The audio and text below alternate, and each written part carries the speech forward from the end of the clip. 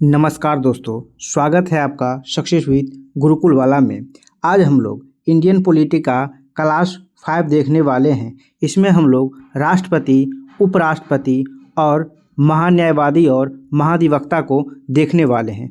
आज एक आवश्यक सूचना यह है कि बीपीएससी एईडीओ की जो एग्ज़ाम तिथि है वो 10 जनवरी को निर्धारित किया गया है। तो हम लोग के पास करीब करीब 1 महीना का टाइम है। तो हम 11 दिसंबर से आप लोग के लिए हिस्ट्री का बीपीएससी के द्वारा आज तक पूछा गया सभी पीवाईक्यू कराने वाले हैं। तो आइए आज का क्वेश्चन हम लोग देखते हैं। क्वेश्चन नंबर फर्स्ट, भारत का कार्यपालिका अध्यक्ष कौन है? कार्यपालिका अध्यक्ष कौन है? तो इसका ऑप्शन दे रखा है राष्ट्रपति, ऑप्शन बी है प्रधानमंत्री, ऑप्शन सी है विरोधी दल के नेता, ऑप्शन डी है भारत सरकार के मुख्य सचिव। इसका सही आंसर हो जाएगा आपका ऑप्शन नंबर ए, राष्ट्रपति।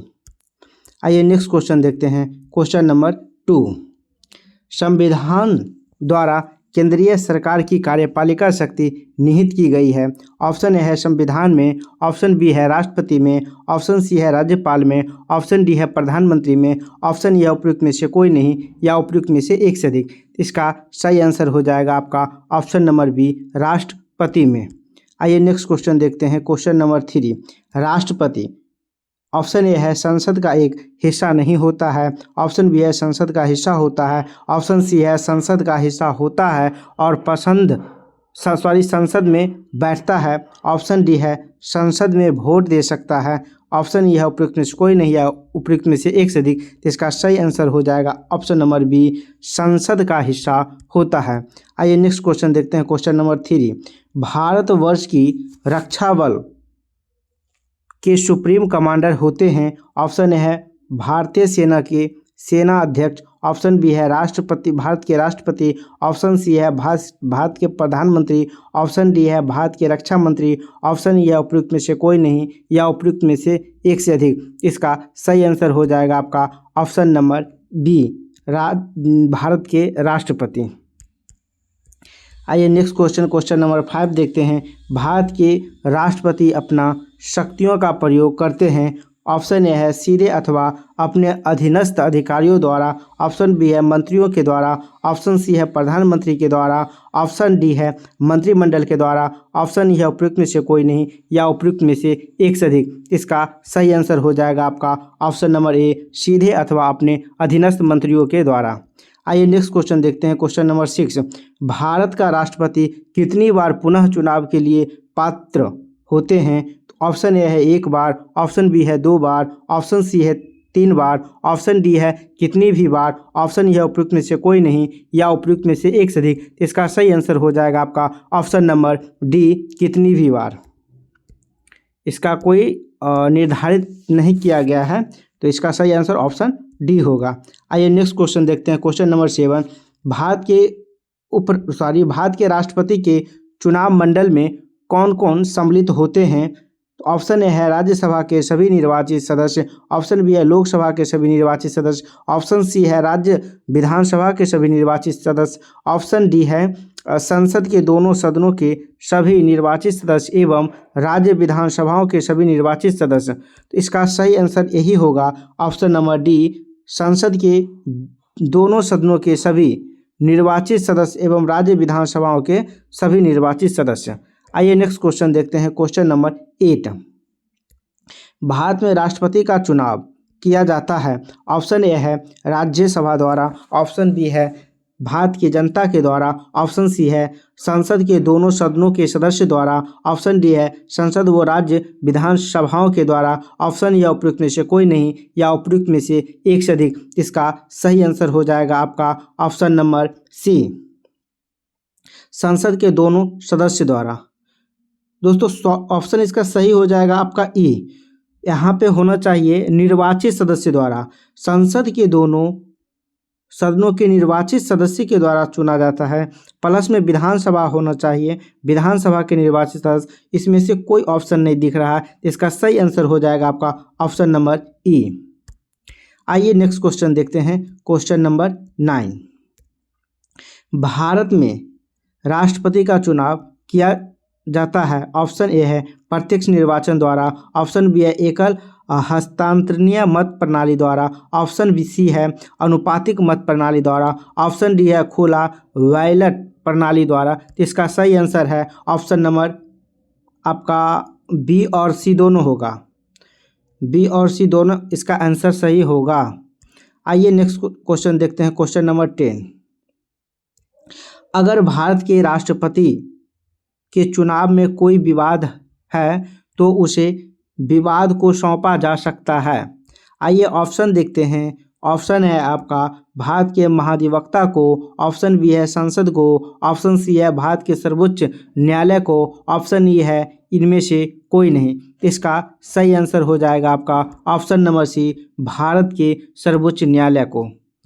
आइए नेक्स्ट क्वेश्चन देखते हैं, क्वेश्चन नंबर 11। निम्नलिखित में कौन राष्ट्रपति के निर्वाचन मंडल के रूप में कार्य करता है लेकिन महाभियोग प्रक्रिया में भाग नहीं लेता है। ऑप्शन ए है राज्य विधान परिषदें, ऑप्शन बी है राज्य विधानसभाएं, ऑप्शन सी है आपका राज्यसभा, ऑप्शन डी है लोकसभा। तो इसका सही आंसर हो जाएगा आपका ऑप्शन नंबर बी, राज्य विधानसभाएं।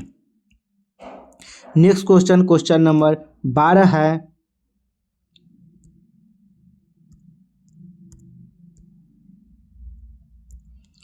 भारत के राष्ट्रपति के संदर्भ में निम्नलिखित कथनों पर विचार करें। भारत के राष्ट्रपति के अनुच्छेद 53 में उल्लेख है कि संघ की कार्य शक्ति राष्ट्रपति में निहित होगी।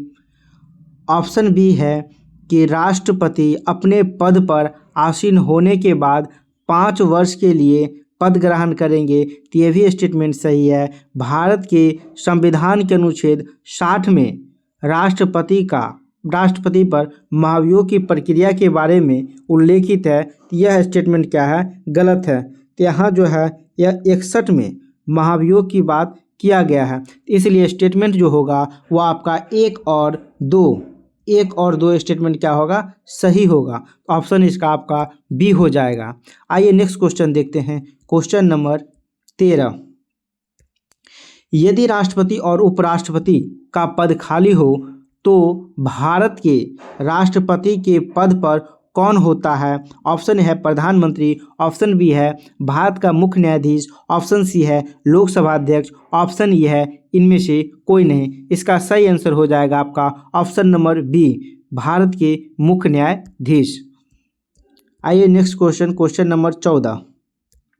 यदि भारत के राष्ट्रपति का पद खाली है और उपराष्ट्रपति तथा भारत के मुख्य न्यायाधीश उपलब्ध नहीं है तो भारत के राष्ट्रपति किसे नियुक्त किया जाएगा। ऑप्शन है भारत के महान्यायवादी को, ऑप्शन बी है लोकसभा के अध्यक्ष को, ऑप्शन सी है सुप्रीम कोर्ट के वरिष्ठ न्यायाधीश को, ऑप्शन डी है इनमें से कोई नहीं। इसका सही आंसर हो जाएगा आपका option number C, Supreme Court के वरिष्ठ न्यायाधीश को। आइए next question, question number 15। Bharat के उपराष्ट्रपति को उनके पद से हटाया जा सकता है। ऑप्शन ए है भारत के प्रधानमंत्री द्वारा, ऑप्शन बी है लोकसभा के द्वारा, ऑप्शन सी है आपका भारत के मुख्य न्यायाधीश के द्वारा, ऑप्शन डी है संसद के द्वारा। इसका सही आंसर हो जाएगा आपका ऑप्शन नंबर, राष्ट्रपति को महाभियोग के द्वारा हटाया जा सकता है। इसका सही आंसर होगा इनमें से कोई नहीं। इसका सही आंसर होना चाहिए इनमें से कोई नहीं।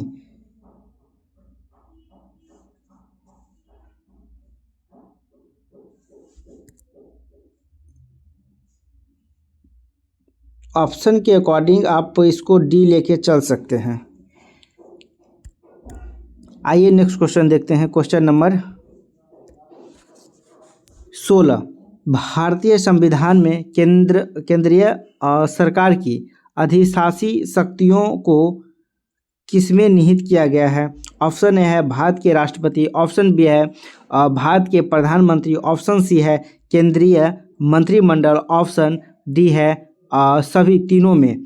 तो इसका सही आंसर हो जाएगा आपका ऑप्शन नंबर ए, भारत के राष्ट्रपति में। आइए नेक्स्ट क्वेश्चन देखते हैं। क्वेश्चन नंबर 17, भारतीय संविधान सभा के राष्ट्रपति को भारतीय संविधान भारत के राष्ट्रपति को अधिकार नहीं देता है। ऑप्शन ए है प्रधानमंत्री की नियुक्ति का, ऑप्शन बी है राज्य के मुख्यमंत्रियों की नियुक्ति का, ऑप्शन सी है रक्षा बलों का सर्वोच्च कमांडर होने का, ऑप्शन डी है देश के किसी भी भाग में आपातकालीन स्थिति लागू करने का। अब इसका सही आंसर हो जाएगा आपका ऑप्शन नंबर बी, राज्यों के मुख्यमंत्री की नियुक्ति का। नेक्स्ट क्वेश्चन है, भारत के राष्ट्रपति को यह अधिकार नहीं प्राप्त है कि वह क्षमा दान करे, सर्वोच्च न्यायालय के न्यायाधीश को हटाएं, सी ऑप्शन है आपातकाल की घोषणा करे, डी है अध्यादेश जारी करे। यह तीनों स्थिति उसके पास अधिकार है, कर सकता है, लेकिन सर्वोच्च न्यायालय के न्यायाधीश को हटाने की शक्ति उसमें निहित नहीं है। आइए नेक्स्ट क्वेश्चन देखते हैं। क्वेश्चन 19, श्रीमती प्रतिभा पाटिल का भारतीय गणतंत्र के राष्ट्रपति के रूप में चुना गया। तो इसका सही आंसर हो जाएगा आपका, देखिए ऑप्शन ए जो है 10वां, ऑप्शन बी है 11वां, ऑप्शन सी है आपका 12वां, ऑप्शन डी है आपका 13वां। इसका सही आंसर हो जाएगा आपका ऑप्शन नंबर बी, 12वां।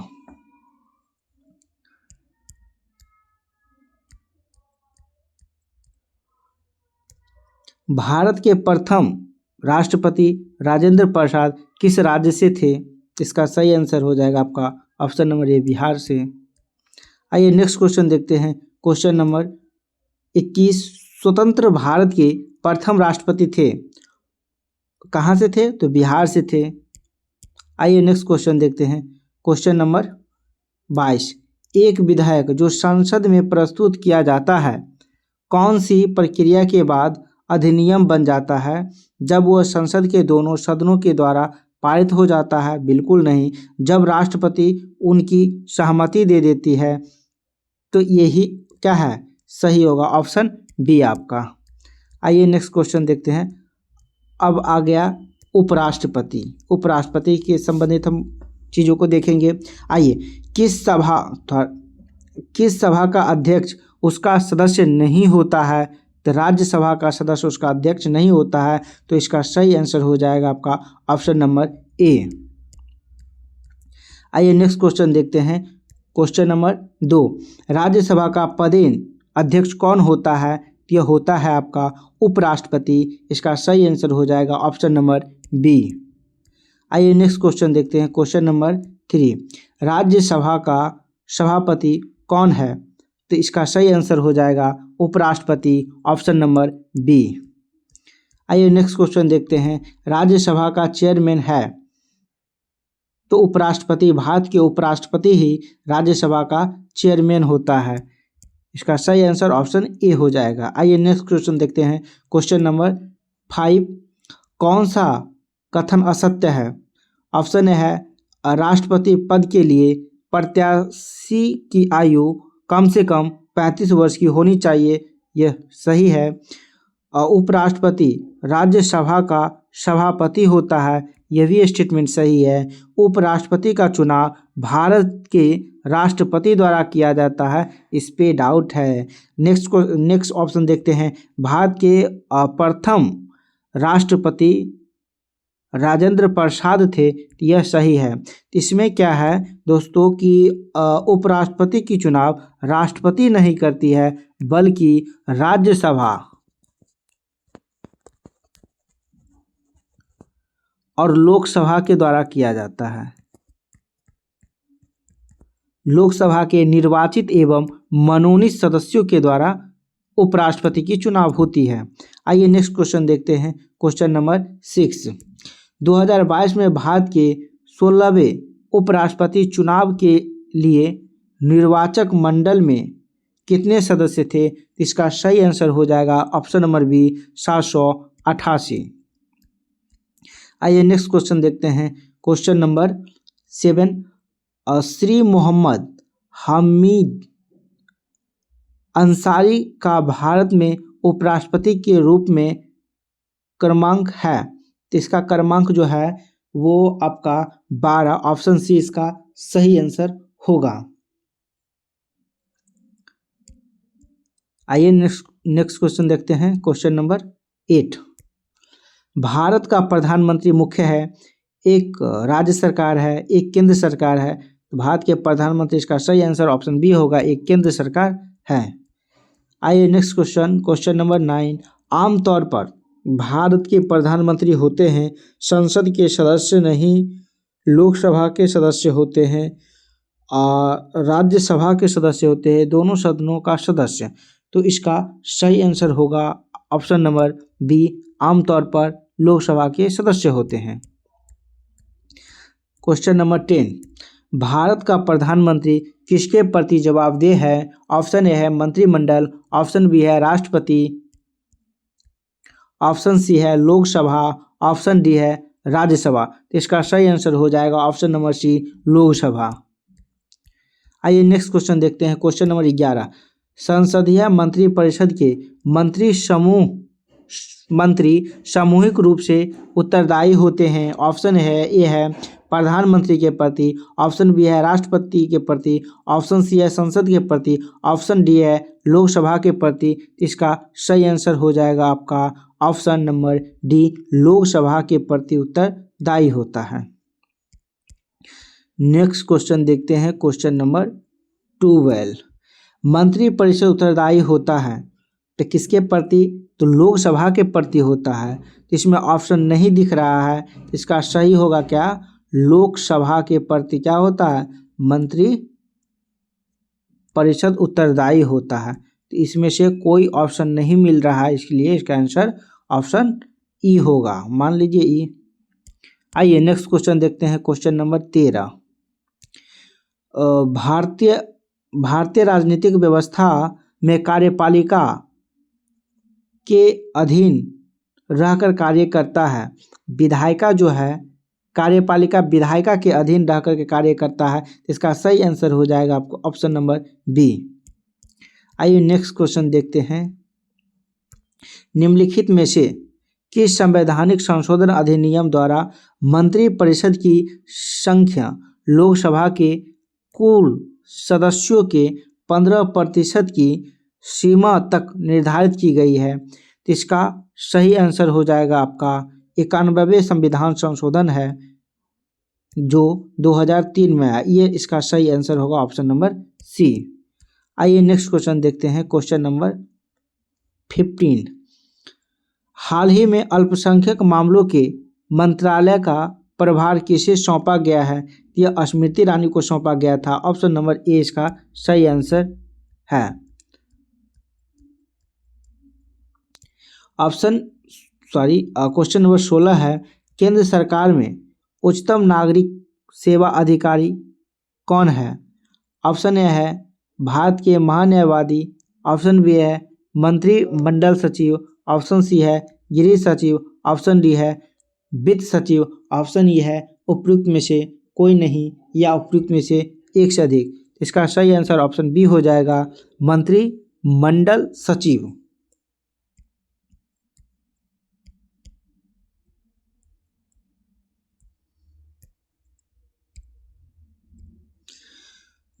भारतीय प्रशासन में विभाजन प्रणाली किससे संबंधित है? ऑप्शन ए है लेखा परीक्षण या लेखा, ऑप्शन बी है केंद्र या राज्य, ऑप्शन सी है नीति और क्रियान्वयन, ऑप्शन डी है अखिल भारतीय सेवाएं और केंद्रीय सेवाएं, ऑप्शन ई है उपयुक्त में से कोई नहीं या उपयुक्त में से एक से अधिक। इसका सही आंसर हो जाएगा आपका ऑप्शन नंबर सी, नीति एवं क्रियान्वयन। नेक्स्ट क्वेश्चन, क्वेश्चन नंबर 18, राष्ट्रीय सुरक्षा समिति का प्रधान कौन होता है? ऑप्शन ए है गृह मंत्री, ऑप्शन बी है प्रधानमंत्री, ऑप्शन सी है राष्ट्रपति, ऑप्शन डी है आपका उपराष्ट्रपति। इसका सही आंसर हो जाएगा ऑप्शन नंबर बी, प्रधानमंत्री। आइए नेक्स्ट क्वेश्चन देखते हैं। नेक्स्ट चैप्टर है आपका महान्यायवादी, महाधिवक्ता और नियंत्रण एवं महालेखा परीक्षक। आइए इससे क्या क्वेश्चन आज तक बीपीएससी में बना है उसको हम लोग देखेंगे। तो क्वेश्चन नंबर फर्स्ट है, भारत सरकार को कानूनी विषय पर कौन परामर्श देता है? तो इसका सही आंसर हो जाएगा आपका attorney general, option number A. आइए नेक्स्ट क्वेश्चन है क्वेश्चन नंबर 2, भारत का महान्यायवादी किसके द्वारा नियुक्त किया जाता है?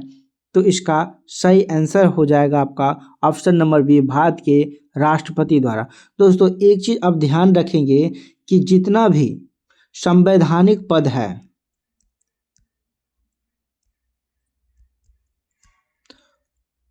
संवैधानिक पद पर जितने भी नियुक्त होंगे वो सभी राष्ट्रपति के द्वारा ही किया जाएगा, और जो गैर संवैधानिक पद है राष्ट्रपति के द्वारा किया जाएगा, और जो गैर संवैधानिक पद है वो प्रधानमंत्री के द्वारा किया जाएगा। इस चीज को आप ध्यान रखेंगे। आइए नेक्स्ट क्वेश्चन है क्वेश्चन नंबर 3, भारत सरकार का कौन सा अधिकारी सदस्य न होते हुए भी भारतीय संसद के कार्यवाही में भाग लेने का अधिकार रखता है? तो इसमें ऑप्शन दे रखा है, ऑप्शन राष्ट्रपति, ऑप्शन बी है अटॉर्नी जनरल, ऑप्शन सी है आपका नियंत्रण एवं महालेखा परीक्षक, ऑप्शन डी है आपका चुनाव आयोग, ऑप्शन ये है उपयुक्त में से कोई नहीं या उपयुक्त में से एक से अधिक। तो इसका सही आंसर ऑप्शन बी हो जाएगा अटॉर्नी जनरल। नेक्स्ट क्वेश्चन है क्वेश्चन नंबर 4, एक गैर सदस्य के रूप में संसद के किसी भी सदन की कार्यवाही में भाग ले सकता है? तो ऑप्शन इसका सही आंसर हो जाएगा आपका महान्यायवादी, ऑप्शन नंबर सी। देखिए वरीयता क्रम को हम लोग देखेंगे। भारत की वरीयता क्रम में निम्नलिखित में से कौन पहले आता है?